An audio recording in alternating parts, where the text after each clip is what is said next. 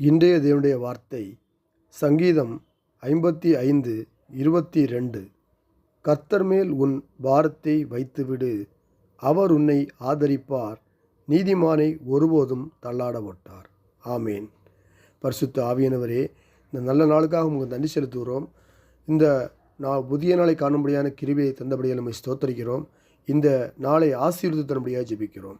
நன்மையை பார்க்கலும் தீமையும், யதார்த்தம் பேசுவதை பார்க்கலும் பொய்யை விரும்புகிறாய்னு சொல்லப்பட்டிருக்க கர்த்தாவே, இந்த காலை வேளையில் பொய்யை வெறுக்க கர்த்தர் கிருபை செய்யும்படியாக ஜெபிக்கிறோம்.